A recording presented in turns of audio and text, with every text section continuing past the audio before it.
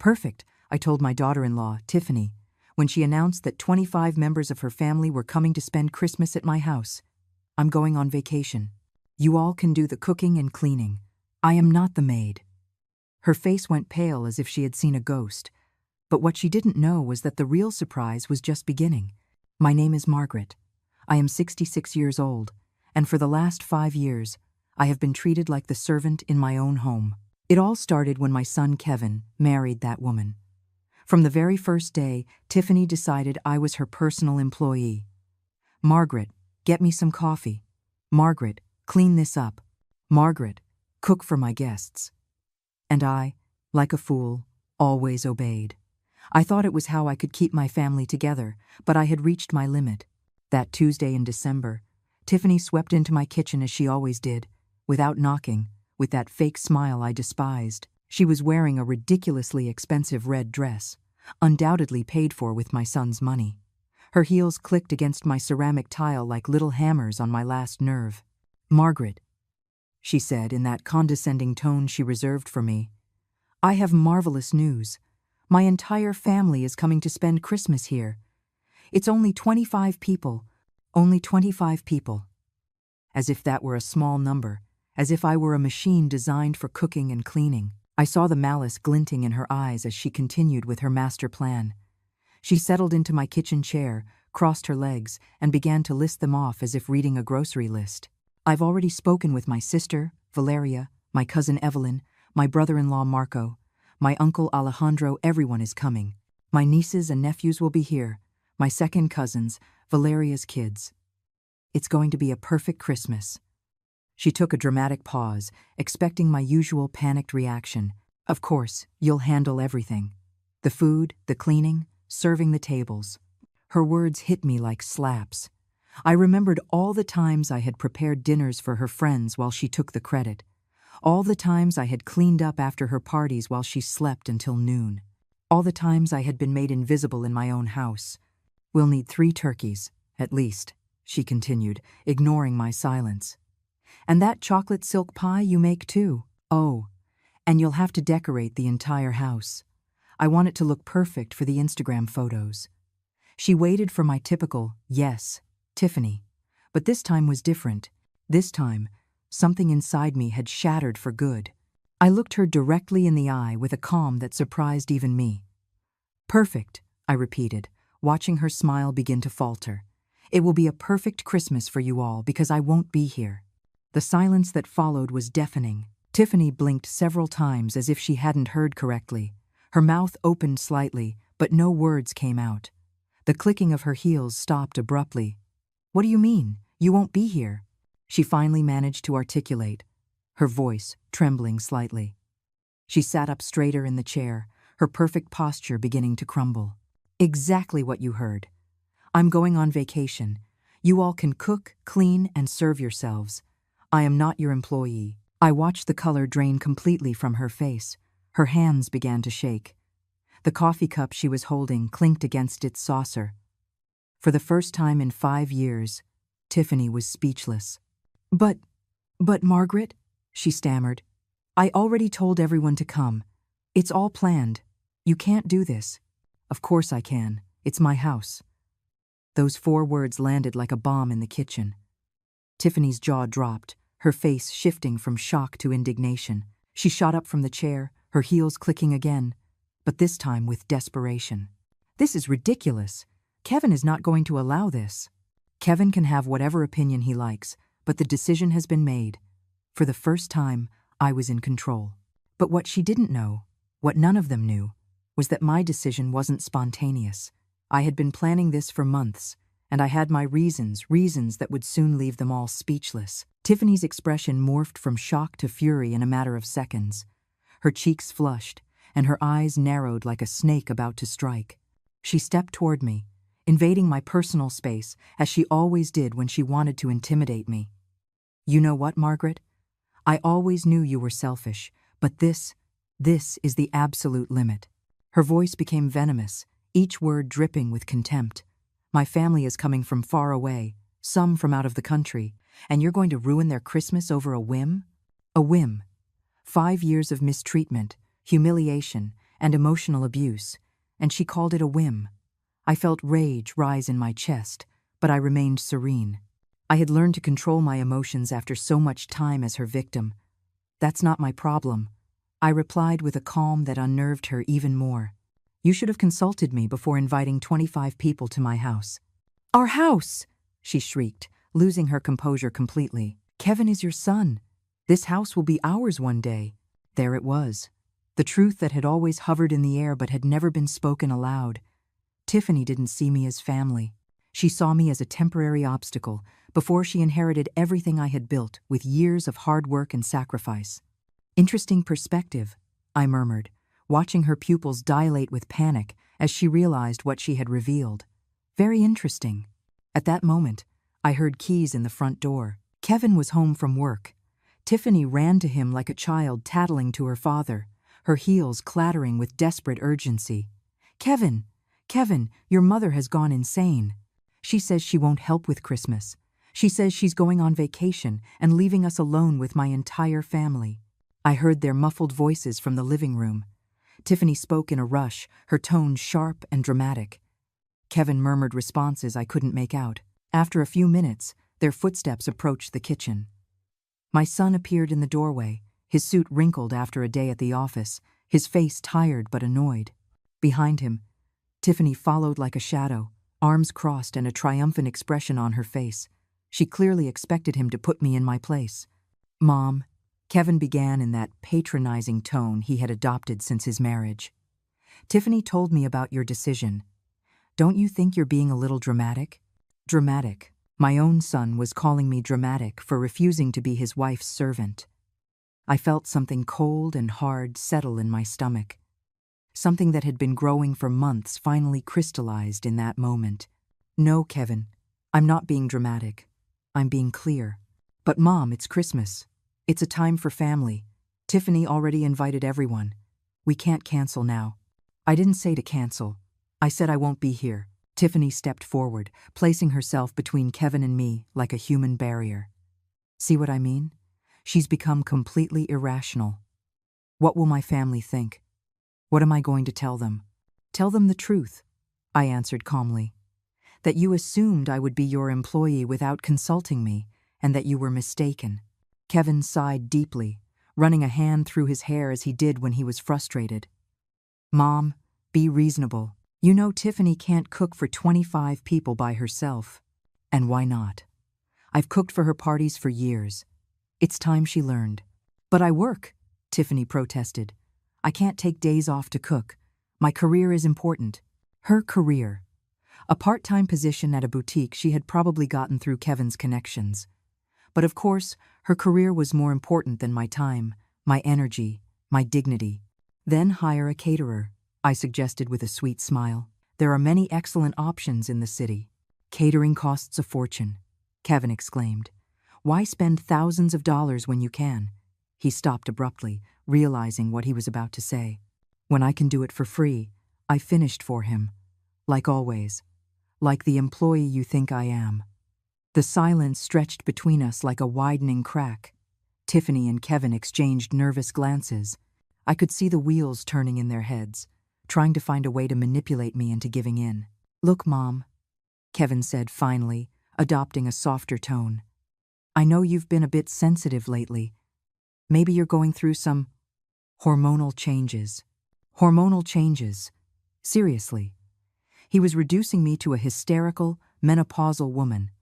The fury I had been containing began to boil beneath the surface, but I managed to keep my voice steady. "There is nothing hormonal about this, Kevin.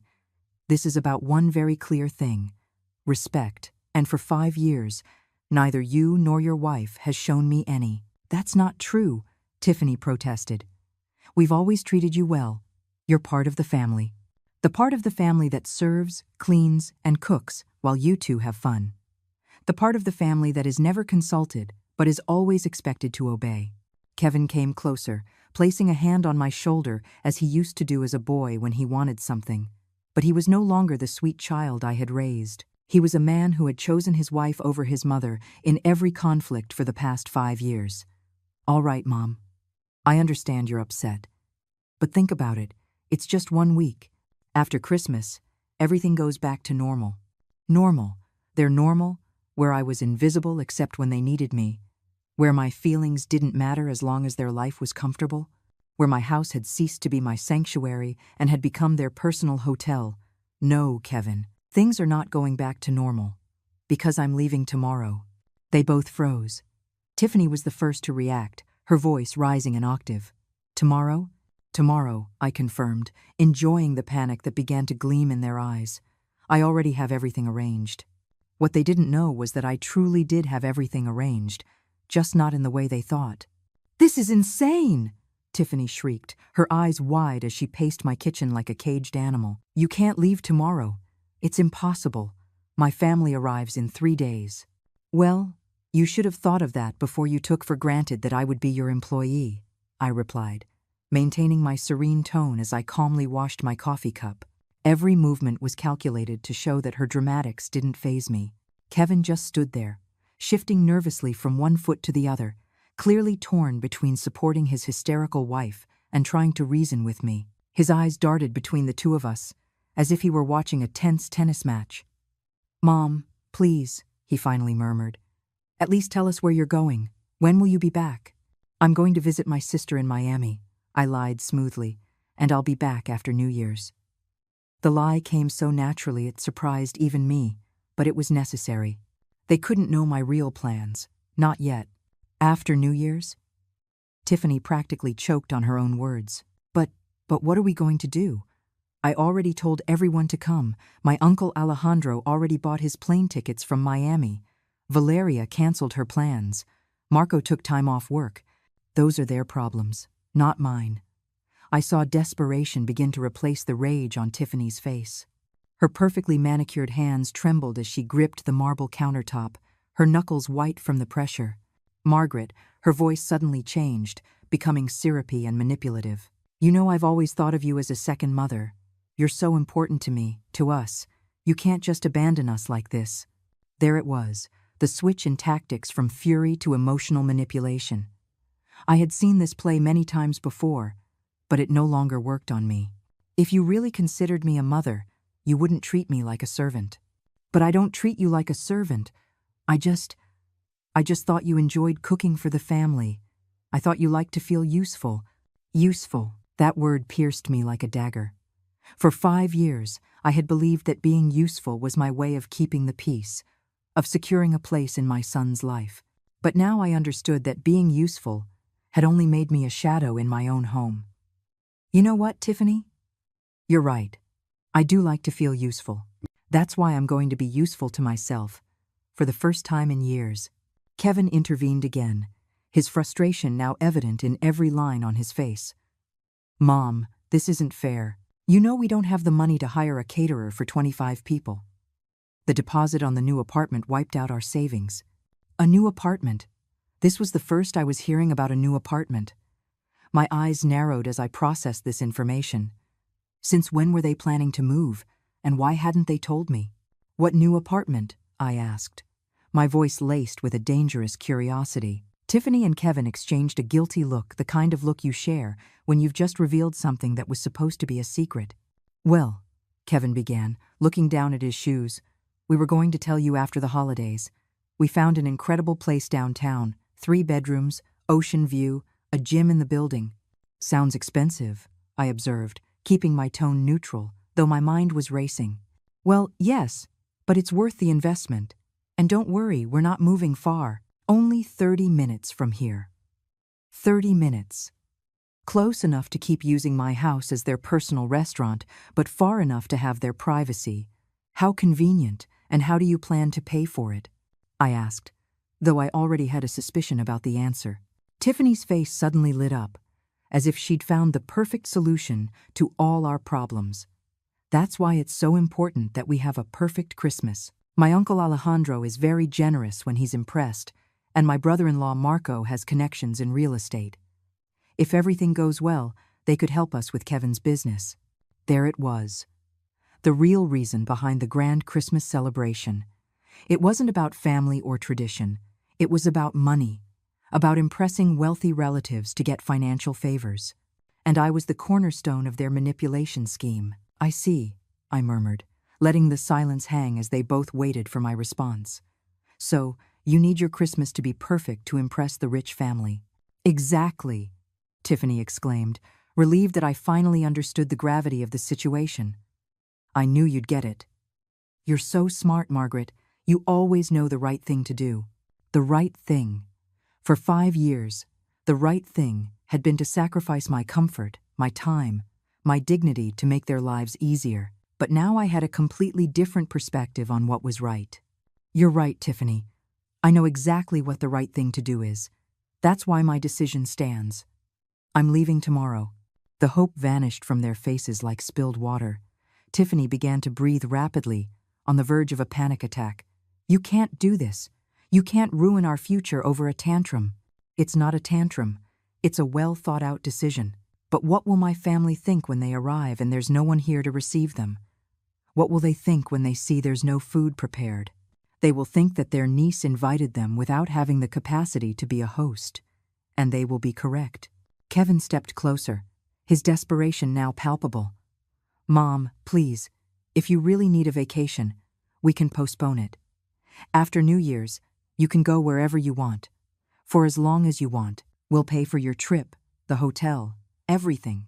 They'd pay for my trip? With what money, I wondered, if they had just said the apartment deposit left them with no savings. But it didn't matter. Their offer was 5 years too late. The offer is tempting, Kevin, but my decision is made. This is emotional blackmail, Tiffany burst out, her mask of sweetness finally falling away completely. You're using our situation to manipulate us. Emotional blackmail. The words hung in the air like an unwitting confession. Because if I was engaging in emotional blackmail by refusing to be their free employee, what had they been doing for 5 years? You know what emotional blackmail is, Tiffany? It's making me feel guilty every time I don't want to cook for your friends. It's telling me that a good mother-in-law always puts the family first when I refuse to clean up after your parties. It's assuming my plans don't matter because I'm retired and have nothing better to do. Every word was a bullet that hit its mark. I saw them both flinch slightly with each accusation because they knew it was true. All of it was true. That's not the same thing, Tiffany stammered, but her voice had lost all its previous force. You're right. It's not the same. Because what you two have done is much worse. You have taken my generosity for granted for years. The kitchen fell into a tense silence.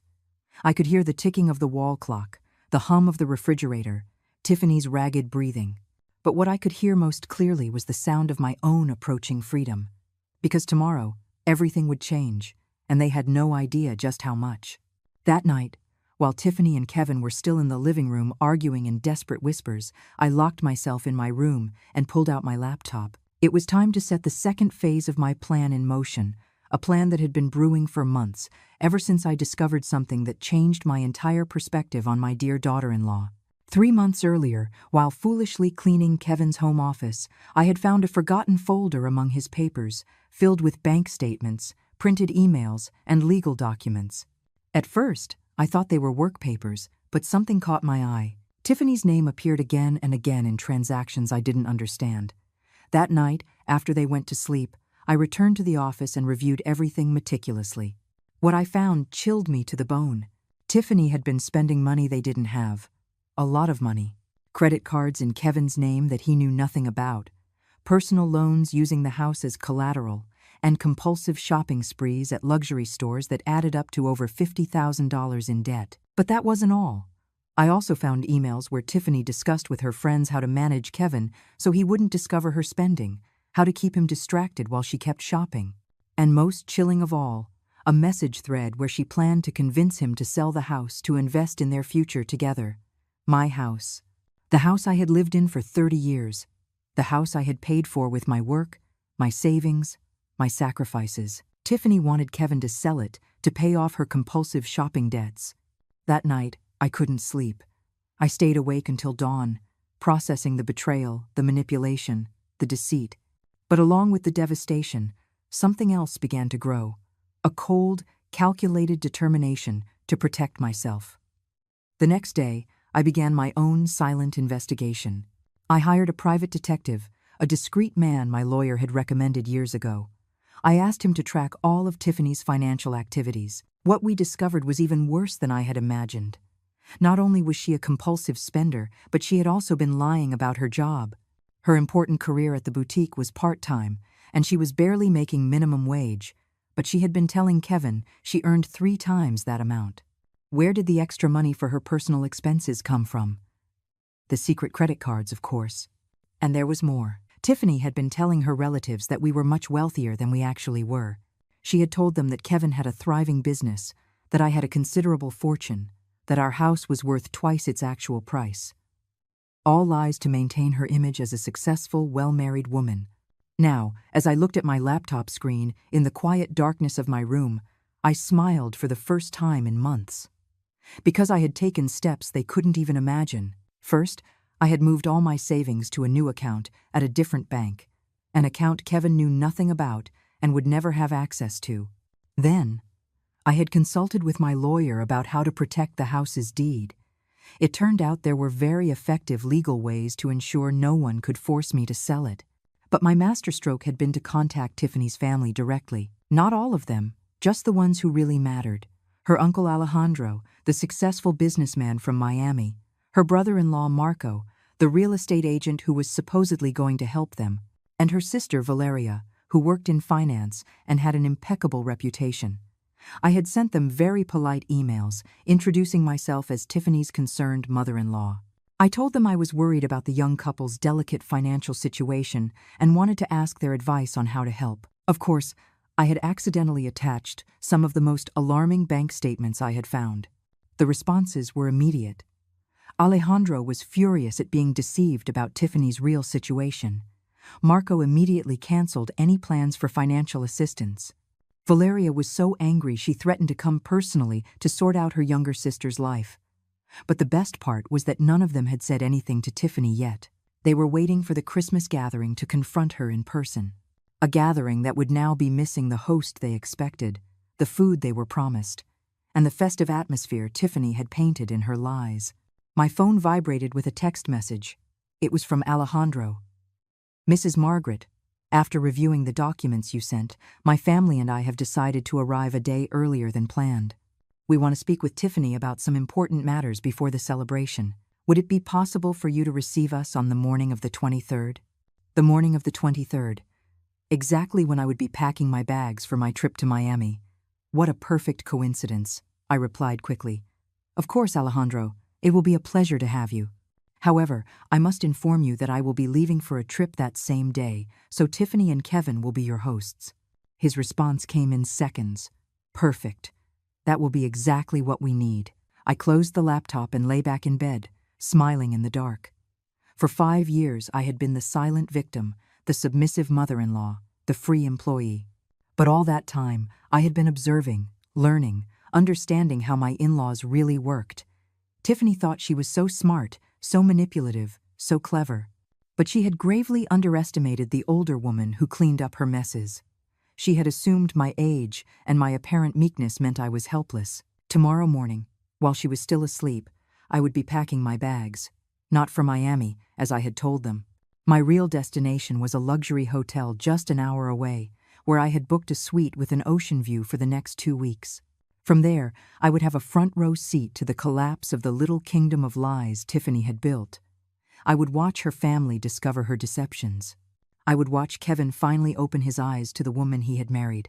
I would watch her whole, perfectly manipulated world fall apart, piece by piece. And best of all, I wouldn't have to lift a finger to make it happen. Tiffany had dug her own grave with years of lies and deceit.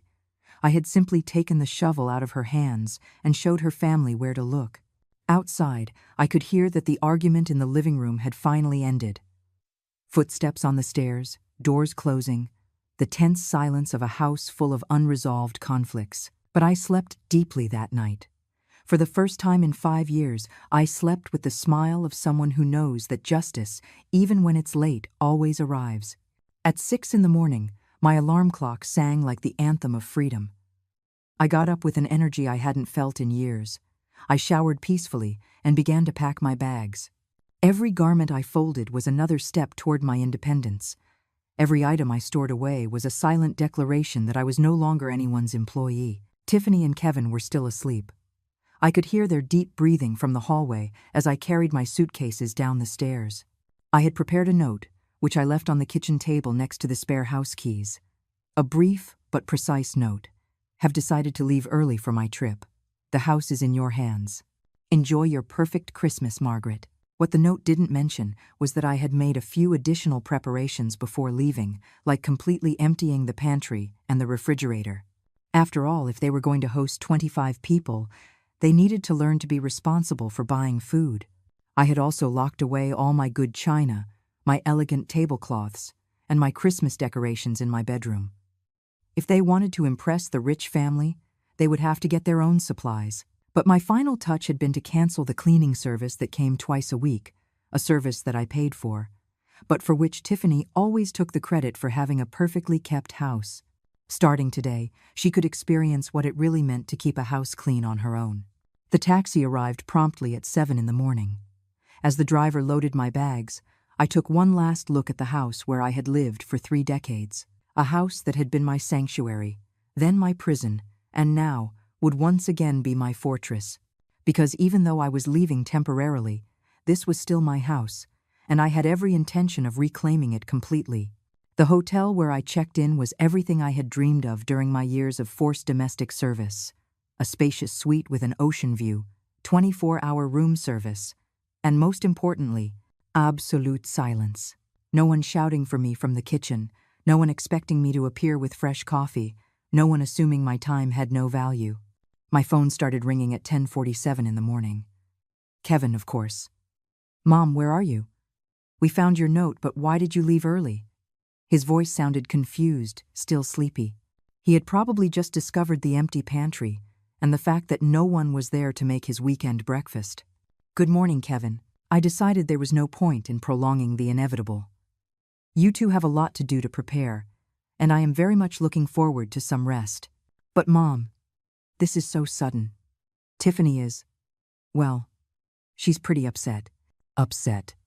What a diplomatic way to say she was having a full-blown panic attack at the realization that she would actually have to take charge of her own life.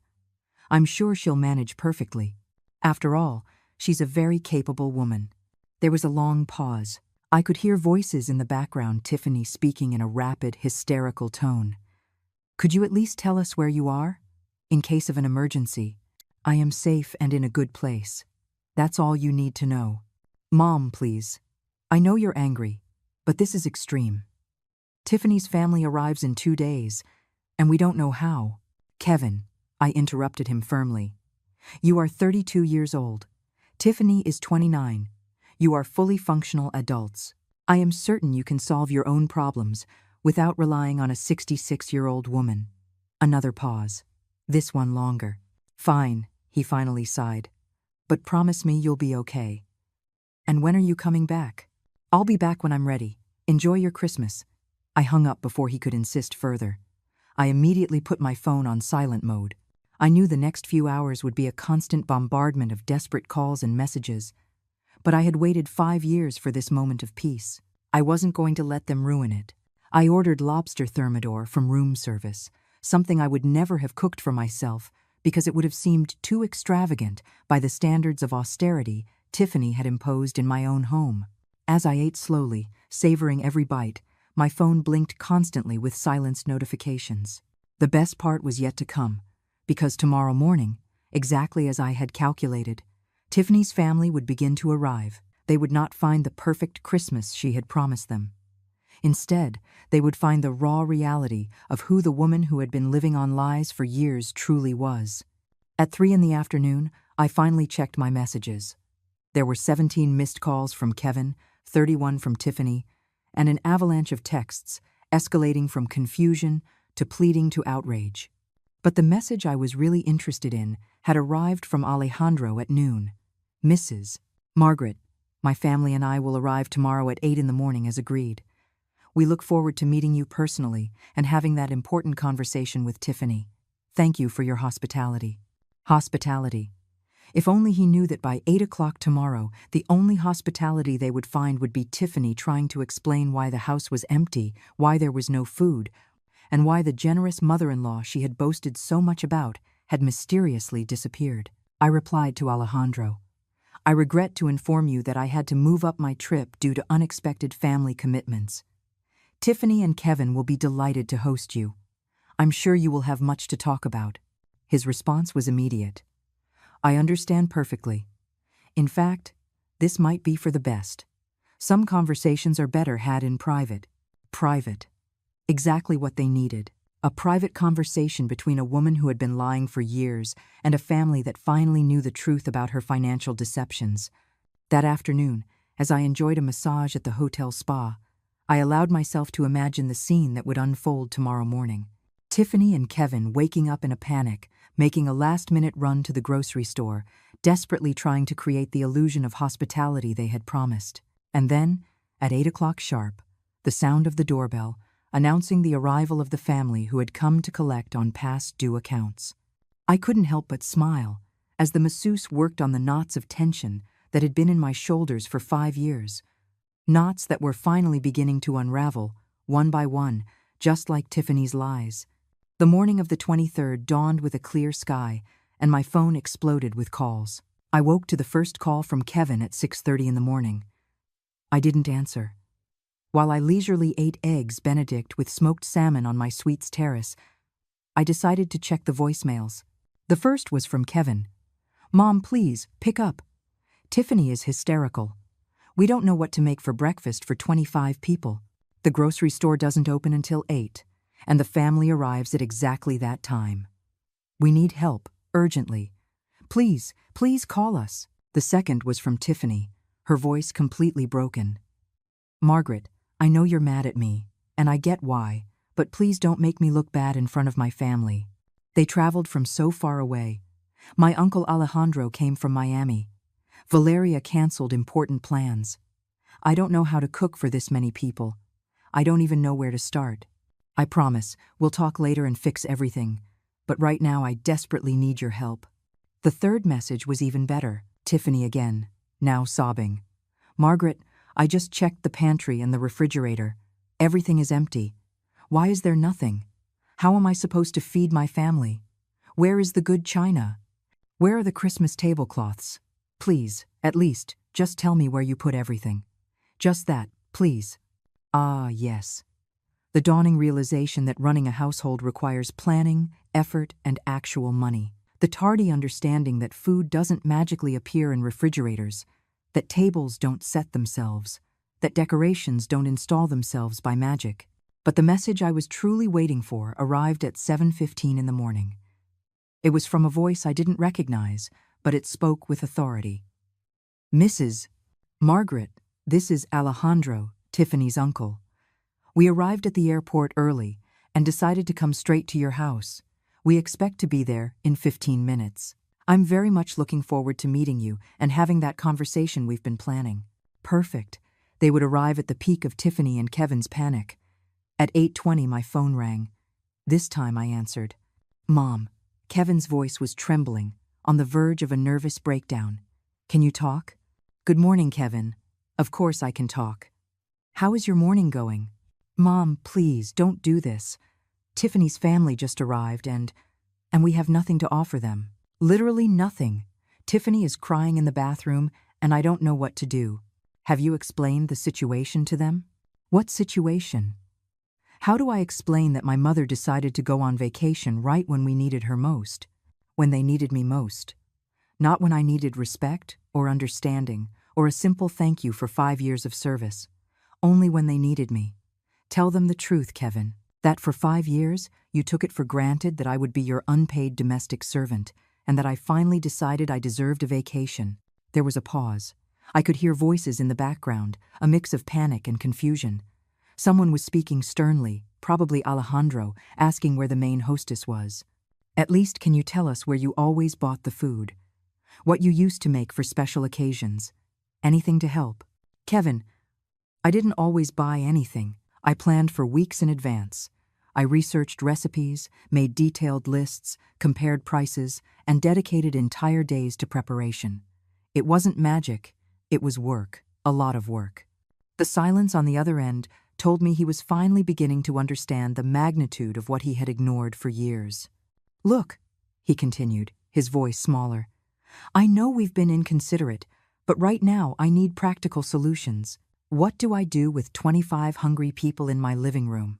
Order takeout, call restaurants, go to the supermarket, do what all responsible adults do when they have guests. But it's the holidays. Everything is closed or swamped. The restaurants have no availability. Then maybe you should have thought of that before you invited 25 people without consulting the person you expected to do all the work. I heard a new voice in the background, a serious tone. Alejandro was clearly demanding an explanation. Mom, Tiffany's uncle wants to talk to you. He says he needs to understand what's going on. I would love to talk to him, but I'm on vacation. Tell him Tiffany can explain everything perfectly. After all, she's the one who organized this gathering. Please, Mom, just 5 minutes. He's very confused and a little upset. I think he can help us solve this. Help us. Again, it was all about helping them. It was never about what I needed, what I deserved, or how they had made me feel for years. Kevin, listen to me very carefully. For 5 years, every time you needed something, I was there. Every time Tiffany wanted to impress someone, I did the work. Every time you had problems, I was the solution. Today, for the first time in half a decade, you have to solve your own problems. And that is not my responsibility. But it's my family, he finally shouted, losing his composure. I heard Alejandro's clear voice in the background. Young man, I need to understand what kind of family gathering you organize. Where is the woman of the house? Where is the grandmother who invited them? Alejandro had clearly understood from his conversations with Tiffany that I was the matriarch who organized these events, the main hostess, the person responsible for the family's hospitality. And now there was no one. Just 2 confused adults finally facing the consequences of their own choices. Mom, please, at least talk to him. Explain that there's been a misunderstanding. There is no misunderstanding, Kevin. There is a reality that you refused to see for years. And that reality is that without mutual respect, there is no functional family. I hung up. This time, I turned the phone off completely. It was time for the next phase. I went down to the hotel's business center. It was time to deploy the most delicious part of my plan. I sat at a computer and opened my email. I had several new messages from Tiffany's family. The first was from Valeria, the financially responsible sister. Dear Margaret, we've just arrived at your house, and the situation is quite confusing. Tiffany told us you left for an emergency, but we don't understand why the house seems uninhabited. There is no food, no Christmas preparations, and frankly, Tiffany's attitude is very strange. Could we speak by phone? The second message was from Alejandro, his tone considerably more serious. Mrs. Margaret, I respect that you had to travel for an emergency, but I need to understand what is happening in this house. Tiffany cannot coherently explain why the food she promised is not here, why there are no Christmas decorations, or even why she did not know you would be gone. This does not align at all with the family picture she painted for us. Please contact me urgently. Perfect. It was exactly the opening I had been waiting for. I replied to both emails with a carefully constructed message. Dear Alejandro and Valeria, I deeply apologize for the confusion. I was forced to move up my trip due to circumstances I would rather not discuss over email. However, I believe it is important for you to understand Tiffany and Kevin's true situation before continuing with any Christmas plans. The documents I previously sent you reflect only part of the financial reality. If you truly wish to help Tiffany, I suggest you have a very frank conversation with her about her spending habits and her unrealistic expectations regarding family support. Sincerely, Margaret. I sent the message and waited. I didn't have to wait long. 20 minutes later, my hotel room phone rang. It was the front desk. Ma'am, you have a long-distance call. A Mr. Alejandro says it's urgent. Put him through, please. Alejandro's voice was tense, but controlled. Mrs. Margaret, thank you for taking my call. I need to ask you some direct questions about my niece. Of course, Alejandro. I'm all ears. First, is it true that Tiffany has been asking you to cook and clean for all her family gatherings? That is correct. For the last 5 years, every time you have visited or she has had guests, I have handled all the preparations. And when she told us about the elaborate dinners and perfect events, was she organizing them? or were you? I planned everything from scratch. Tiffany took the credit. There was a long pause. I could hear voices in the background, clearly Alejandro arguing with someone. Second question.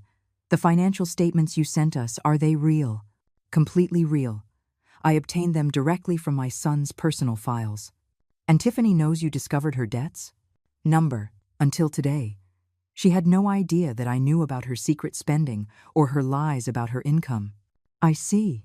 His voice had turned to ice. One more question. Why did you decide to leave at this exact moment? Because I grew tired of being treated like a domestic servant in my own house. Tiffany assumed I would cook for 25 people without even asking if I was available or willing. The silence that followed was long and tense. Finally, Alejandro spoke, his voice dripping with disappointment and contained anger. Mrs. Margaret, my family owes you an apology. Tiffany has been lying to us for years.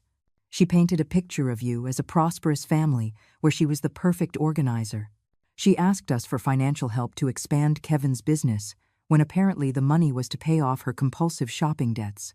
I'm afraid so, and we, like fools, were ready to help because we believed she had proven herself to be responsible and successful, when in reality, you have been the one keeping everything running while she took the credit.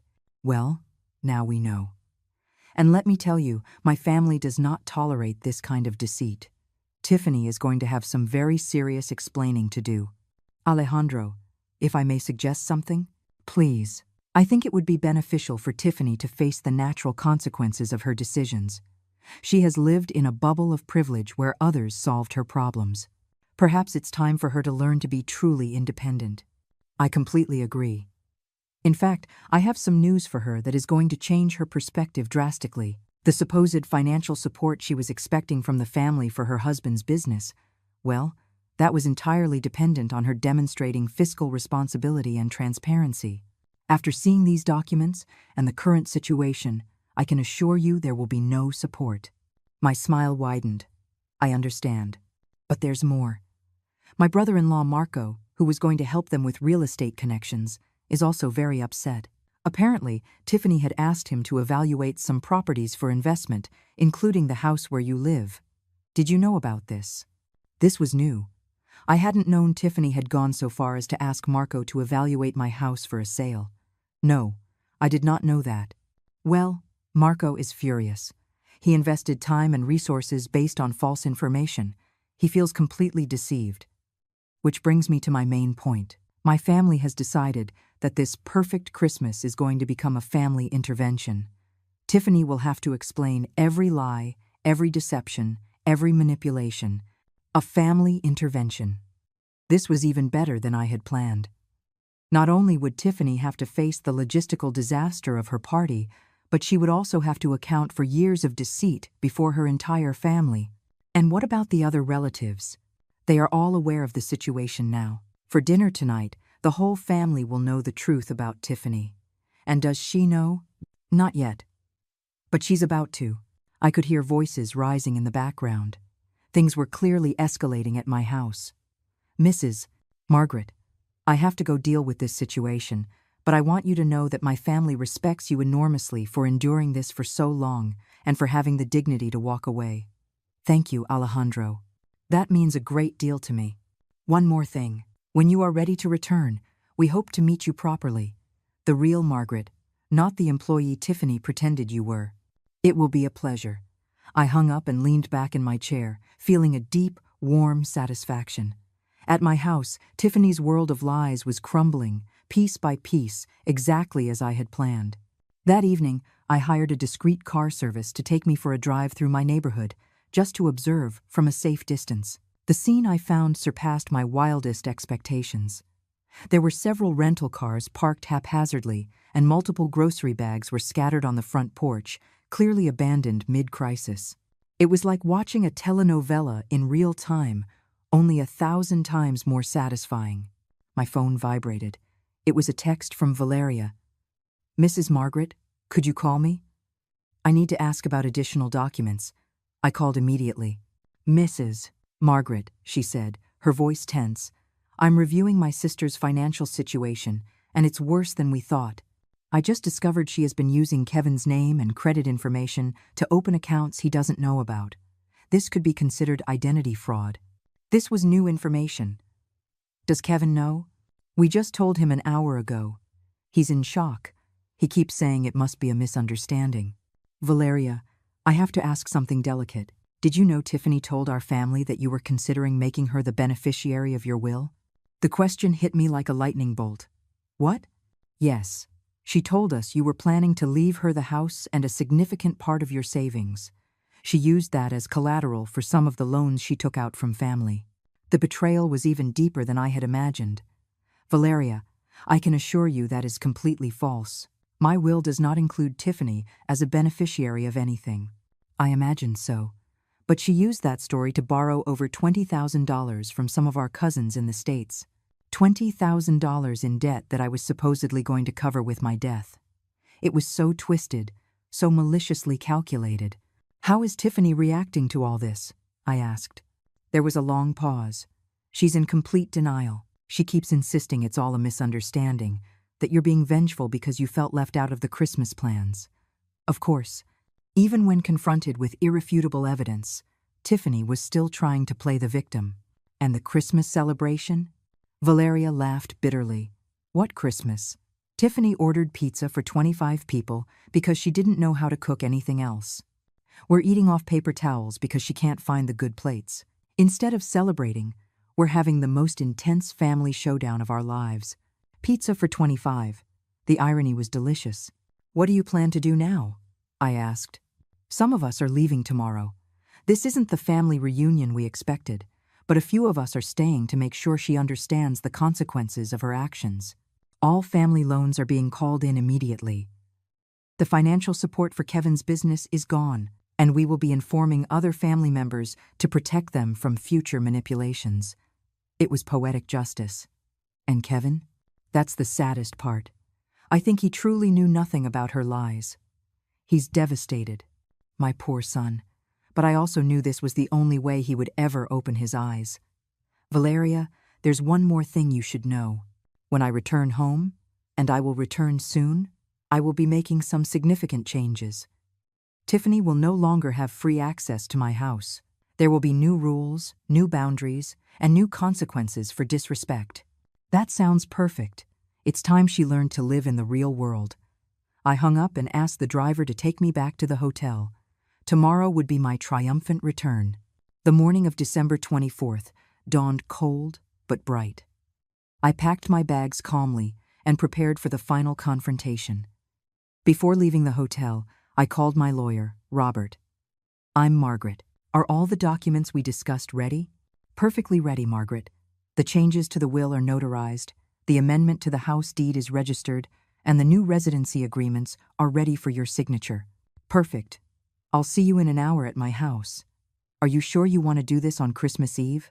Robert, there is no more perfect time. It's time my family learned the true meaning of gratitude. The taxi dropped me off at 10 in the morning. I opened the door with my key, and the house fell silent. Margaret. Kevin's voice was incredulous, almost hopeful.